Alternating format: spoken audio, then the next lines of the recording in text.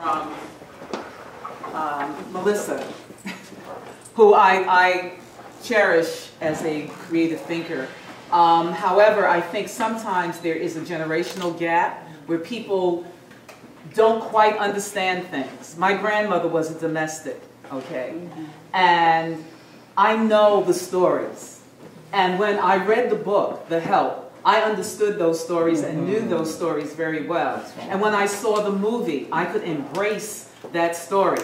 We cannot run away from who we have been in all our full context. And that has been up and that has been down. It is when we have to feel that we have to cover that we are not being authentic. That is an authentic story, and we should never, ever run away from authenticity. It is why we are able to sit here now and do what we do, because those grandmothers and those other cleaning women, they were the ones who were getting the real deal on what was going on in the big house and could tell it to somebody else.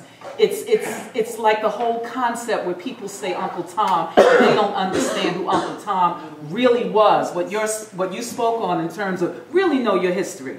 We like to quote things, and we like to be so full of knowledge. We really need to make sure, as that Keats poem, that you drink deep. Don't just take the sip from on top. Drink it deeply and get the full story, because we have a lot of context to who we are, and we should not throw that out. But there was so much consternation and so much frustration around that movie, I think very much attests to the fact that black women's stories are still not stories we tell. If we were telling black women's stories in all this diversity all the time, right, then there could be all kinds of stories, some we wouldn't like and some we would. But that we tell so few of them, whenever one comes on the scene, right, that everyone wants it to be their version of the story. And we must endeavor really to tell more black women's stories. Okay. Ms. Campbell and the young lady in the rear. Okay, first Ms. Campbell. Oh, Dr. Whipper, okay. All right, okay, first Ms. Campbell and Dr. Whipper. A comment on the movie, The Help. It's finally come out that this is what we had to do. And they played it graphically wonderfully. And I have to say, I went to see it a couple of times. And I was moved myself by the number of white people who were there, who just had the incredulous look on their face. It's like, is this really what was going on? Yep. You know, these were the people who couldn't afford to have maids. Because we do remember, you know, we still 14% now. Even though if you look at television, you would think maybe it's almost 50-50. No. But it's not true. So if you look at it from that perspective, that they haven't wanted to believe this story at all. And now to have it so graphically portrayed, fortunately it was in the top tier of the movies for several weeks. The book ran out of the store, and so there are actually now more people who understand what so many people went through. I think without that movie, I don't know that most white people, I'm sure some did, but most white people would have an idea about what our community was like. And that was it for black women. That was it for black women. You know, there were a few who were teachers, etc., but the story wasn't about them. When I'm at a session like this, you know, I feel like I've been at a revival. But you know what happens at a revival?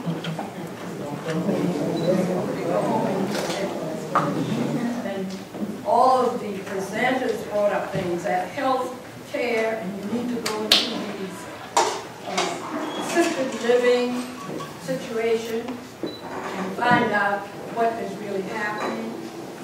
Everybody's cutting back on health. And so when a patient needs help, it takes about an hour or so to come to something different. So, you know, we hear about what is out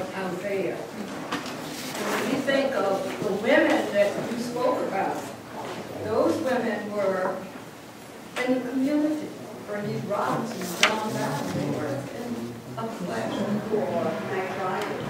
And so it's a challenge to us that we ought to be about something to meet the need and to get others that thought the same, and just by persuading and asking them.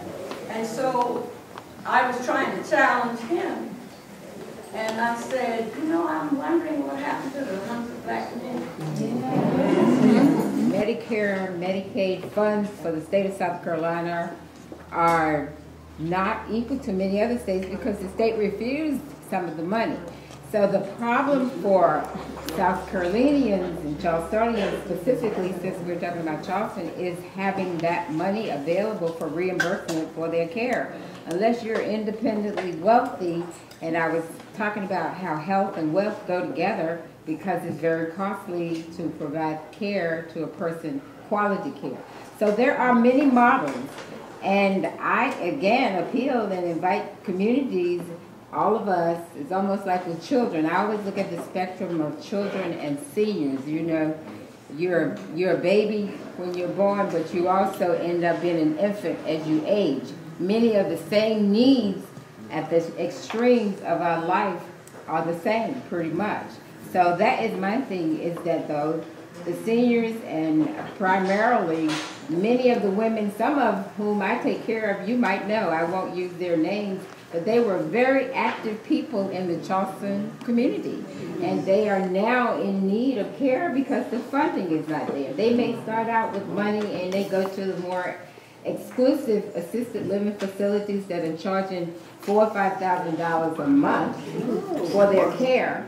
And when their funds end, they're moving them out. Something must be done. Sisters Septima and Fannie Lou kept their eyes on the prize, gave all they had so that we would not be seen as America's demise. Sister Sojourner and Harriet died fighting for our humanly rights, while Keisha and Tony died in a drive-by one night. Sister Mary McLeod Bethune reconstructed ways for our finer education. But we've become distracted and redirected our potential destinations. We need a revival. The shackles and chains on the slaves have been replaced with handcuffs and mentalities that lead to early graves. We've seen mothers burying babies, violence in the news daily, because we have turned from being kings and queens on our African thrones to misconceived notions and disrespecting our own homes. Hear the cries of our ancestors begging us to change our ways. Ekoyanim, Ekoyanim, imprisoned by division, we need a revival today. So from the ancestral spirits of the motherland to the Ninth Ward in New Orleans who still need a helping hand, let freedom ring.